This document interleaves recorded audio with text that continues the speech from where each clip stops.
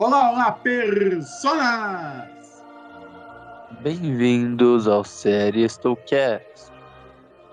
E no episódio de hoje, vamos ao nosso review da quarta temporada de The Crown.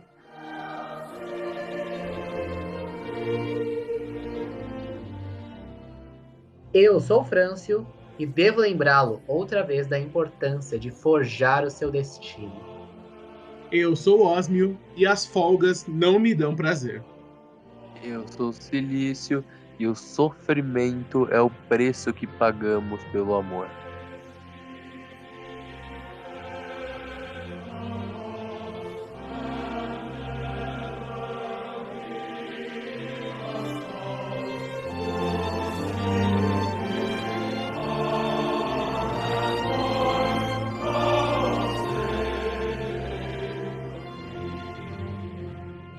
Sim, senhoras e senhores, estamos aqui em mais um Serestowcast.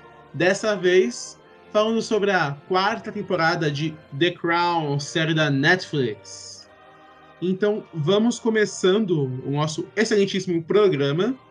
E, para facilitar a nossa vida e a sua também, nós vamos começar pelas nossas impressões iniciais, assim, a partir do primeiro episódio, que são as nossas impressões iniciais, e depois nós vamos seguindo com os episódios da quarta temporada, que novamente tem 10 episódios.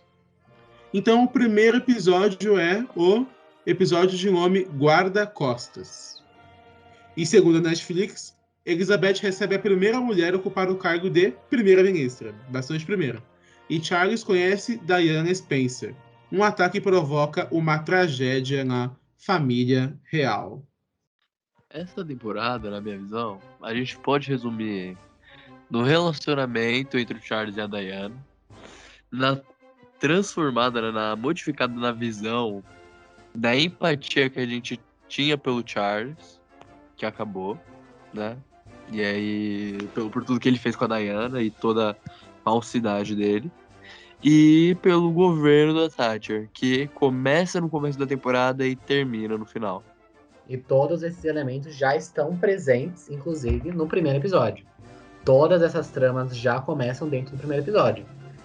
E eu queria já começar aqui falando de Margaret Thatcher, que para mim é o grande acerto da temporada depois de Diana.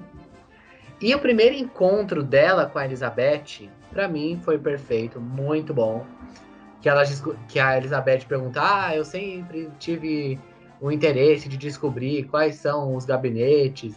E ela pergunta, e a Margaret Thatcher, ela fica claramente meio, tipo, o que eu faço? Se eu rio, se eu não rio. Foi uma cena muito boa. E já foi até uma premonição ali, né? Um foreshadowing do que ia acontecer no segundo episódio. Não, e uma coisa também que eu achei muito interessante nesse primeiro episódio é que, assim, são duas coisas na verdade. Primeiro é que o Philip fala: a última coisa que esse país precisa agora são duas mulheres no poder, governando. E a Elizabeth responde: talvez seja exatamente o que ele precisa. E eu achei uma frase muito interessante ela ter rebatido, porque dava para ver que ela estava muito empolgada com a ascensão da Thatcher, a primeira-ministra. Mas uma coisa que me chamou muita atenção, acho que também chamou de vocês, que quando a Elizabeth pergunta: o seu governo, a gente pode esperar que vai ter um pouco mais de mulheres? Ela fala: não vai ter mais nenhuma mulher, além de mim. Aí ela começa a falar que as mulheres elas são muito emotivas, etc, etc. E dá pra ver na cara da Elizabeth a quebra de expectativa e até mesmo o pouco de decepção que ela teve, eu acredito. Porque a visão dela, eu acho que ela via a ascensão da Thatcher como um momento do feminino poder se apoderar um pouco mais da política. Isso não aconteceu. A Thatcher assumiu como primeira-ministra com um gabinete inteiro de homens. Isso é interessante até porque quebra a pauta, né, que a temporada teria que tomar como rumo, que é do feminismo, né, de fazer com que a temporada toda tenha um dos seus arcos ligados ao feminismo. O que não é o caso, né? Eles focam em outras coisas. O casamento do Charles, os problemas políticos, traição. E ela não escolheu mulheres pro governo dela, depois foi tudo cagado, né? Todos tentaram tirar ela depois. Isso é verdade, porque assim, já emendando um pouco com o próximo episódio, que é o teste de Balmoral, que na minha opinião é um dos melhores episódios, inclusive, ela monta o primeiro governo dela, que era só de pessoas experientes, e ela fala, são todos covardes. Que, inclusive, o que motivou, acho que a gente também já pode ir pulando um pouco pro segundo, o que motivou muito ela a fazer isso foi justamente a experiência dela em Balmoral. Porque ela e o Sr. Thatcher visitam Balmoral, tudo bem, tinha que se acostumar com as novas regras, mas a família real foi implacável com eles. Julgamentos a todo momento, assim, uma falta de simpatia totalmente. Então, assim, dava para ver que o objetivo, justamente, não era da pessoa ir e ela ser, entre aspas, julgada. Porque, assim, acho que o próprio nome do episódio já deixa uma ponta de dúvida. O que é esse teste de moral? Nós descobrimos depois. Mas a pessoa vai e ela começa a se, sabe, a pessoa ela é massacrada e cobrada constantemente. Basicamente o teste é ver se a pessoa consegue se dar bem e reverter a situação, que é o que a Diana faz, inclusive. Ela toma umas invertidas do Philip de vez em quando, mas ela vai muito bem. Ou se a pessoa ela vai muito mal, tipo a Thatcher. Que inclusive a Anne ela fala que assim, eles comentam que os primeiros ministros normalmente não vão muito bem, mas ela pergunta, como que essa conseguiu escapar tão cedo? Então, assim, o teste de moral, para mim, pelo menos para mim, foi um ponto de virada na história, talvez, da série, quase. Por quê? Até agora, nós estávamos muito acostumados a ver a família real benquista, de uma forma positiva. Mesmo eles trocando farpas entre si e etc. Mas eles tratando a Margaret Thatcher do jeito que eles trataram, gratuitamente, pra mim, fez a minha empatia crescer muito mais com ela e diminuir com eles. Como que foi pra vocês? Eu também senti isso. A família real tratou muito mal a Margaret Thatcher. E a Thatcher também não era uma pessoa fácil, isso aí não vou passar pano aí também. Falou umas coisas bem horríveis no primeiro episódio. A Elizabeth se decepcionou, talvez é por isso que tenha, dentro da série, não estou falando do campo da realidade, dentro da série que ocasionou esse teste aí mal sucedido. Mas eles trataram muito mal. E a Thatcher, ela tentou. Tipo, teve aquela cena, que é uma cena muito boa, que é a hora do jantar e eles se arrumam e falam: Nossa, vocês estão chegando cedo pro jantar. Depois teve aquele jogo que todo mundo olhou para ela com uma indignação e depois ela se vestiu para ir lá caçar, mesmo não querendo. E a Rainha Elizabeth, a Olivia Colman, né, falando: é melhor você voltar e trocar de roupa. Nossa, isso é desrespeito. Se eu fosse ela, ainda bem que ela foi embora. Se eu fosse ela, eu também faria isso. E a família real se mostrou nesse momento, nesse encontro, né, com a Thatcher, nesse teste com a Thatcher, se mostrou muito snob. Porque o que a gente tinha percebido nas outras temporadas, nas temporadas anteriores, é que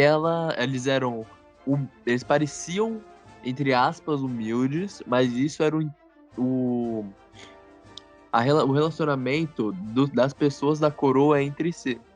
Mas aí quando você pega nessa cena, nesses testes, nesse episódio, a relação da coroa com alguém de fora, que no caso é a Thatcher, mostra o quanto o pessoal da família real se acha superior aos outros. E a gente ir descobrindo novas camadas da família real. E essa temporada a gente desconstruiu, que nem o Osmo falou, muito do apreço que a gente tinha por eles. Porque as 3 primeiras temporadas a gente gostou muito da Rainha Elizabeth, da Margaret, da Princesa Anne. Mas nessa temporada, eles foram desconstruídos de uma maneira que você chega no final da temporada e você está odiando a Elizabeth, você está odiando o Charles. Porque o que eles fizeram, depois, principalmente com a Diana, que vai focar principalmente no episódio 3 e adiante, é horrível. É horrível. Foi um tratamento ruim. A gente pode concordar com a Rainha Elizabeth no episódio 8, ela estava certa. Depois a gente chega lá. Mas eles foram totalmente escrotos com a Thatcher e a Diana. Não, isso é totalmente verdade. Isso que a Diana ela foi super bem nesse teste de moral. Todo mundo gostou dela, ficou encantado. E a gente já via, desde dessa parte, um pouco da conduta do Charles. Assim, porque nós vimos depois como que ele se tornou, né? Porque pra mim, sério, se algum personagem que eu definitivamente desprezo em The Crown, é o Charles. Os outros, assim, caiu no meu conceito, mas tudo bem. Mas tem alguém que eu não gosto, é ele. Porque, assim, ele gostava da Camila Chand, teve toda aquela questão na última temporada. Beleza. E, até então, quando eu pensava no Charles como personagem, o que vinha muito na minha mente era a infância que ele teve, a relação difícil com o pai e com a mãe. Aí eu ainda dava aquela passada de pano. Mas se ele não quisesse casar com a Diana, ele tinha que ter agido ali. Esse que foi o problema, ele não agiu.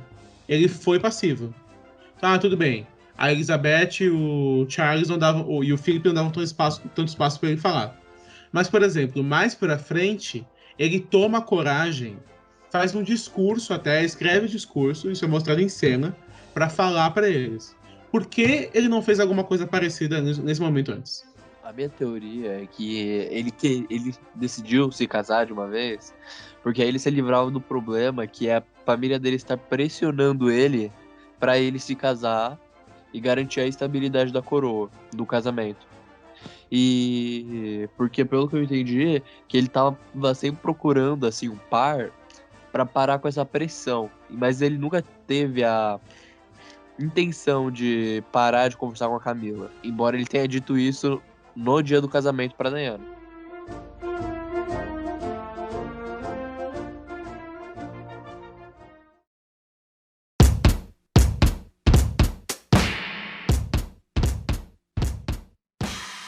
Eu super entendo o personagem do Charles, acho o personagem super bem construído, inclusive Josh O'Connor faz ele. Incrível, espero que esteja nas premiações.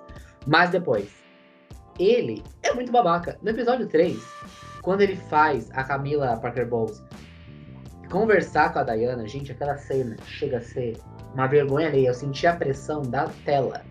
Porque, gente, que coisa horrível. Sabe? Você deixa a mulher lá, em um lugar inóspito. O Palácio de Buckingham era um lugar inóspito pra Diana. E você... A gente chegou no episódio 3, mas isso aqui tá uma loucura, então beleza. E você não dá nenhum feedback pra ela. E você ainda faz ela conversar com a amante. Que coisa horrorosa. Não, e outra coisa também. Só fazendo uma nota sobre o episódio 2, só pra não passar em branco. Por favor, Netflix. Aquele cervo tava uma merda. Vamos caprichar na próxima temporada. Mas agora comentando sobre o terceiro episódio. Eu entendi. Tava, nossa. Ele tem um significado poético. Tipo, a gente não comentou, né? Mas o episódio todo volta nesse negócio poético do cervo, etc. Mas o cervo era... Nossa, o cervo era mal feito. Eles deviam ter mostrado só a sombrinha do cervo, assim, com a luz da lua batendo, e mostrassem um final bem de longe. Porque, sério, parecia um jogo. Parece que pegaram uma cena real, colocaram um servo de jogo andando ali. Tava muito ruim. Mas The Crown a gente sabe que não é bom de efeitos especiais. Porque também a explosão lá do Boldwater, que inclusive a gente não comentou no episódio 1. Nossa, também foi muito ruim, gente. Eu acho que eles até colocaram um plano do fundo do mar pra não aparecer. Não, assim, esse plano do fundo do mar me lembrou muito uma novela da Globo, que quando tem explosão a Globo dá uma dessas de mostrar uma parte mais reclusa, dá pra manipular. E assim, sobre a morte dele, eu achei legal a construção de cena que tem antes. Que eles vão misturando várias coisas aparecendo ao mesmo tempo. Tem aquele carro amarelo que a gente não sabe o que é. Aí mostra a Elizabeth caçando de um lado e o Felipe caçando de outro. E aí tem justamente o barulho dos tiros. Porque aí o barulho do tiro ele compõe depois com o barulho da explosão. Isso eu achei muito legal. Mas sobre a parte do enterro dele, pra mim, assim...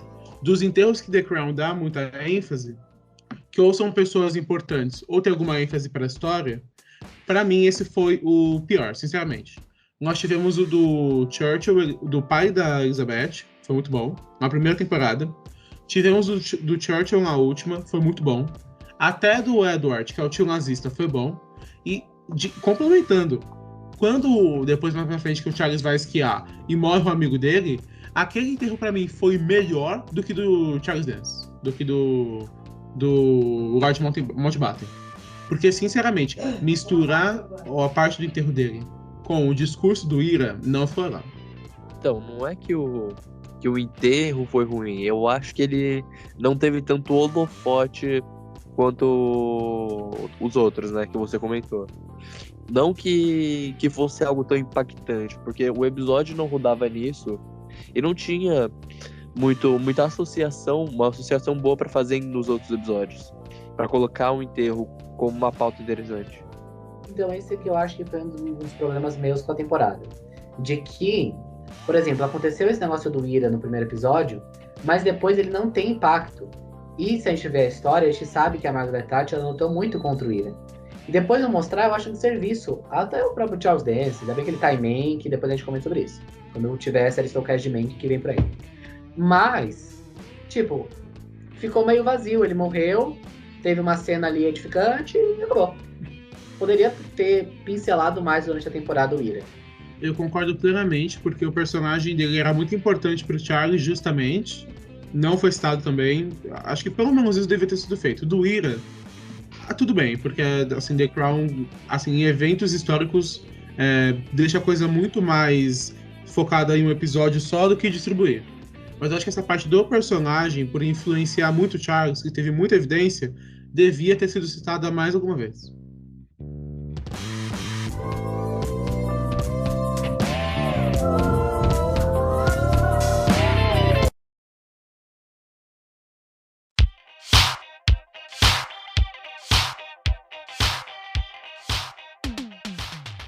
Acho que então podemos pular para o terceiro episódio. Agora o terceiro episódio, real oficial. Que pra mim é o melhor episódio da temporada. Emma Corrin, essa menina, que nem eu vi um tweet que era muito bom. Que era, falava que o planejamento de The Crown é incrível, porque eles pegaram o fio de cabelo da Diana, fizeram um clone só pra fazer essa quarta temporada de The Crown. Porque essa menina é idêntica à Diana. É uma cópia andante. E além de ela ser uma cópia andante, ela é uma ótima atriz. Inclusive, eu vejo a Netflix colocando ela como melhor atriz no Emmy do ano que vem. Escutem o que eu tô falando. Porque a Olivia Colman é coadjuvante, todo mundo já entendeu essa temporada. Então, gente, esse episódio é dela. É um episódio maravilhoso, de um roteiro incrível. E quando apareceu lá no começo, alerta de gatilho, eu falei, esse episódio vai ser incrível, e foi incrível.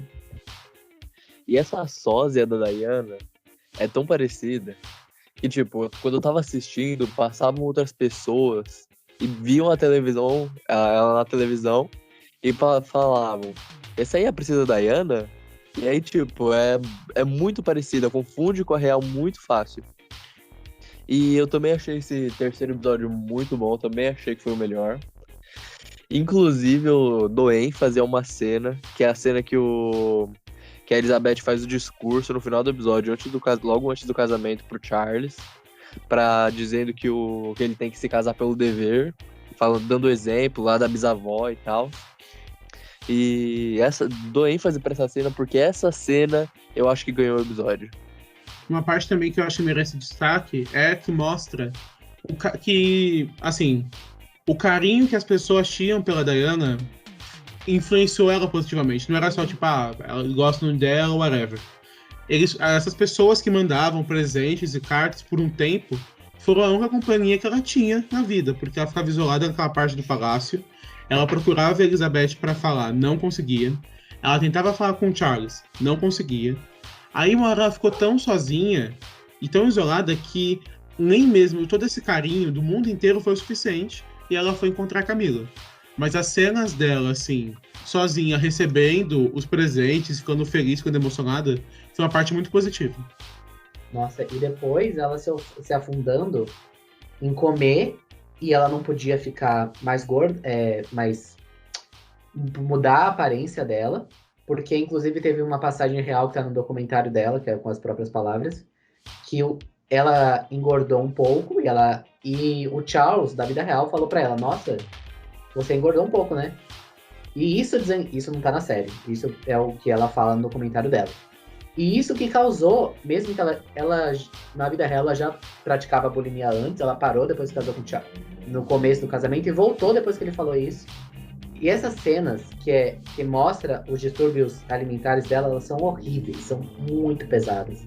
E você tem uma empatia imediata com a Diana, porque que personagem bem construído.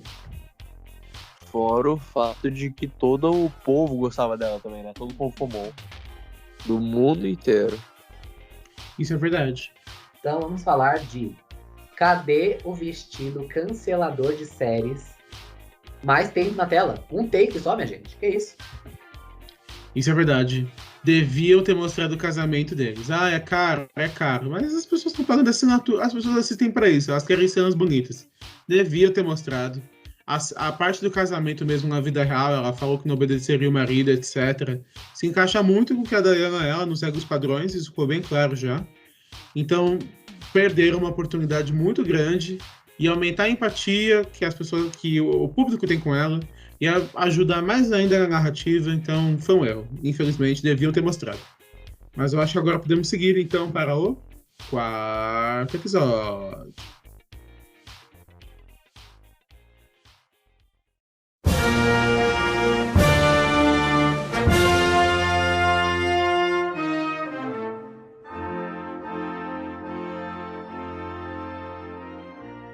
Bom, o 4º episódio se chama Favoritos e vamos então para a sinopse dele na Netflix. Enquanto Margaret Thatcher sofre com o desaparecimento de seu filho, Elizabeth reavalia sua relação com os 4 herdeiros. É um episódio muito legal e nós temos a citação, a nossa queridíssima, ilustríssima Argentina nesse episódio. Don't cry for me, Argentina. Nesse episódio ocorreu uma cena que me surpreendeu porque eu já tinha, pelo posicionamento político da Thatcher, eu já tinha como premissa de que ela se preocupava tanto com a política, que era tanto a vida dela, que ela não fazia interferência com a vida pessoal para a política. E nesse episódio foi exatamente o oposto. Inclusive, ela deu um discurso sobre a decisão do que ia fazer com a invasão argentina no território, de acordo com a situação da família dela, de um filho desaparecido. De novo, The Crown sabendo articular. Esse episódio, quando eu falo isso, é um episódio. Porque, tipo assim, ele acaba aí dentro de si mesmo, mas mesmo assim, ele não fica um gancho, ele não fica aqui nessa, quero ver mais depois. A guerra continua, mas ele se encerra ali, é bem feito. E você relaciona um tema real com um tema grandioso, com um drama pessoal do personagem, e fica muito bem articulado. Provavelmente na vida real não foi isso que aconteceu, sabemos, é para um drama. Então, é muito bom ver como The Crown consegue fazer um roteiro tão poderoso.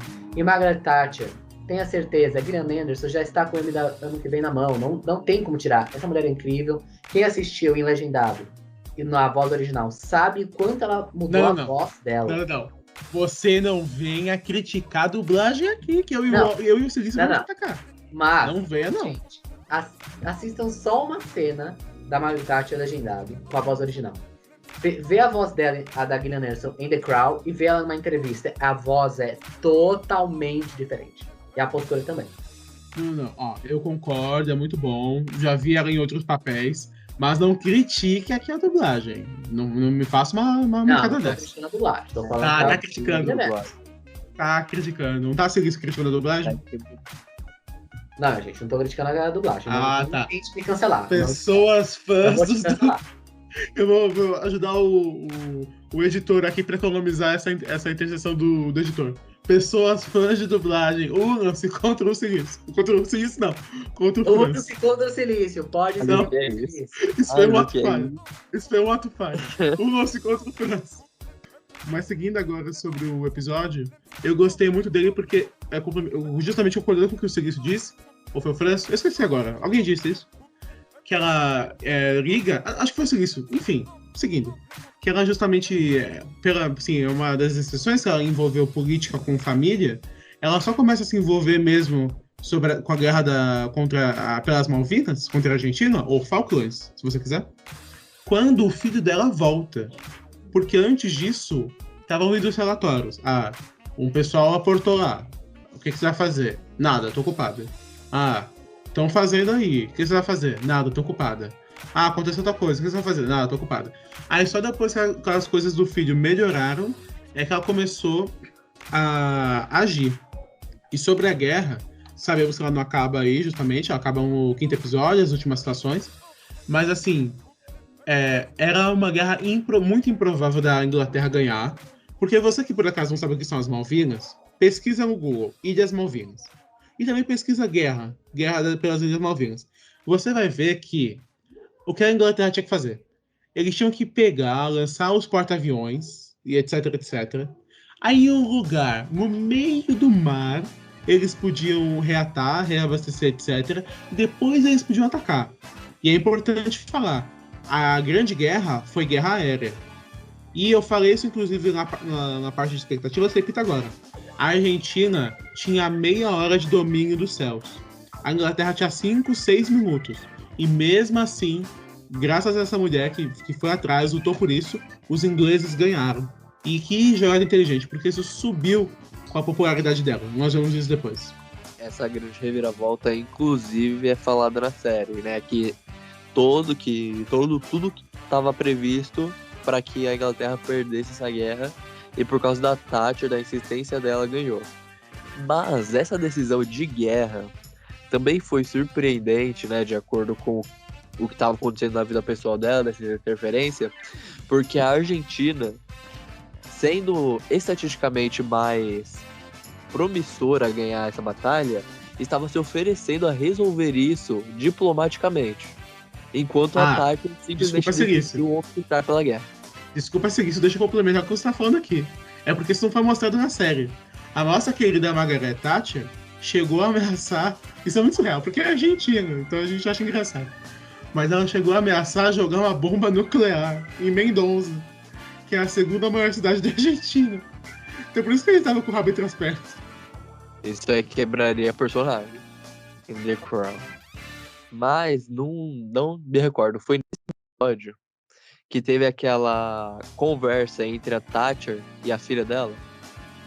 Isso mesmo, foi nesse episódio, Silício. Que inclusive o Sr. Thatcher fala para a filha, dentro dessa casa nós somos os coadjuvantes. E aí ela fala, ele fala, é normal essa relação entre mãe e filho. Aí a filha fala, que bom que existem os pais e as filhas. E ela continua falando aí que ela não se posiciona a partir do sexo e que a vida dela não foi posicionada por ela ser mulher.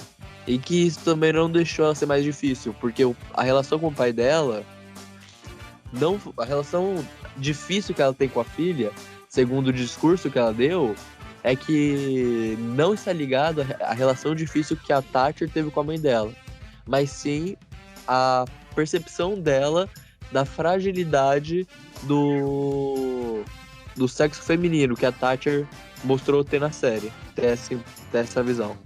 Eu ia falar como que isso mostra uma personagem complexa, né? Que ela tem várias opiniões que a gente considera horríveis, hoje em dia já tem que cair por terra, e mesmo assim a gente tem algum apreço por ela, como The Crown constrói esses personagens que são multifacetados, né? Eles têm muitos defeitos. Isso é verdade.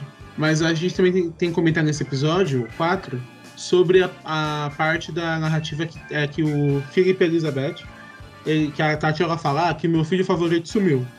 Aí nisso o Philip e Elizabeth entram no debate se eles têm filhos favoritos. E o Philip fala, de primeira, é a Anne. E ele fala, para Elizabeth, todo mundo sabe quem é seu filho favorito. E aí o grande enredo da família real nesse episódio é a Elizabeth tendo reuniões com os filhos dela.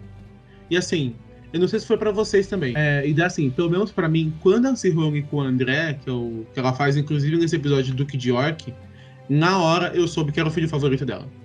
Como que foi pra vocês? Então, nessa cena do Príncipe Andrew, eu nem percebi que era o favorito, porque eu estava pensando em outra coisa. Porque vocês não sabem, minha gente. Eu não sei se meus 2 colegas de podcast pegaram a grande referência que está nessa conversa. Me respondam. Não peguei. Acho que não. Chega o Príncipe Andrew, que é uma pessoa bizarra, é um ator, ele tem uma cara engraçada, né? Aí, ele fala que ele gosta de um filme, que é de uma menina, que é levada até a casa de um cara, e ele faz ela se despir e fica nua, e depois, um homem mais velho, uma criança, assim, dá pra entender o que vai acontecer depois. Ele fala que esse é o filme favorito dele. Aí você me vem pra vida real e Príncipe Andrew hoje é acusado do quê? Tráfico sexual de crianças.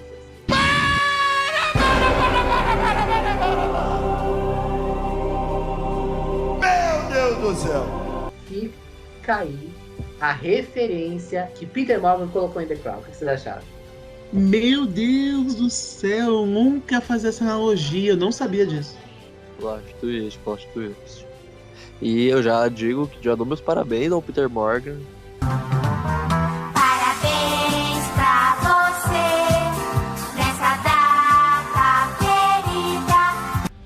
porque o roteiro é muito emocionante. Os discursos, principalmente da Elizabeth, são muito emocionantes. Assim, pra não ficar só elogios pra esse episódio, a minha única crítica pra ele é da parte da Anne. Por quê? Se a gente compara a parte da Anne com a parte, por exemplo, da Margaret, nas primeiras 2 temporadas, o que acontece é muito similar. No caso da Anne, ela era casada, se envolveu com uma pessoa solteira, e da Margaret se envolveu com uma pessoa que já foi casada, enfim. Da Margaret nem era tão grave, mas para a época era. Enquanto a parte da Margaret deu palco para uma temporada e meia, a da Anne, essa parte ela só é pincelada.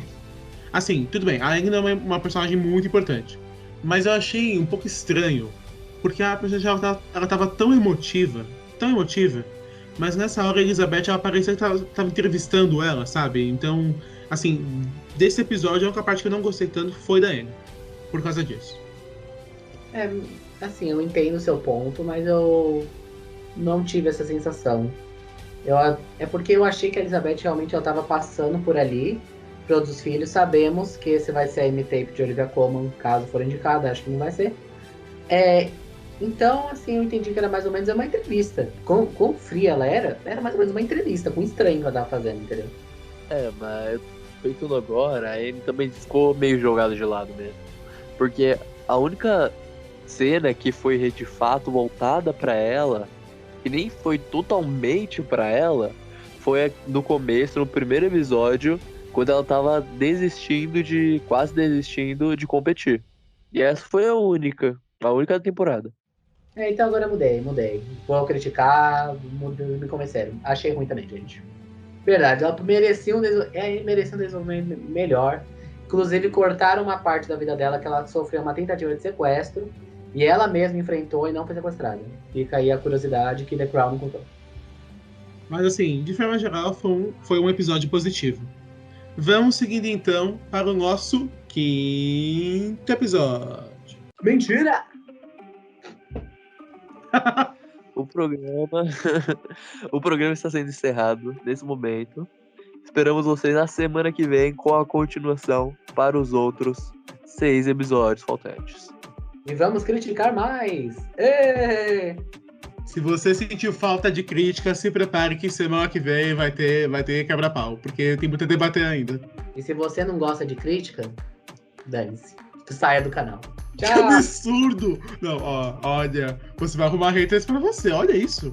Fique Se canal. você não gosta das críticas, Não. ou você tenta entender, ou você não consome outra coisa. Pro YouTube, assim, se a pessoa tá uma coisa Spotify, ela já tá ajudando a gente. Ela não pode dar dislike, então o problema é dela. No YouTube, like e dislike é a mesma coisa. Então, se você não gosta, acompanha toda semana. Isso. Exato. E comente que você não gosta do França. Pode comentar, que aí aumenta o engajamento. Pode ir. Só do França. O restante você elogia. Pode deixar. Exatamente. E esse é o final de programa mais destruidor de todos os tempos. Então, o que a gente fala para os nossos ouvintes? Semana que vem tem mais. Mentira, não é isso não. Você deveria estar maratonando.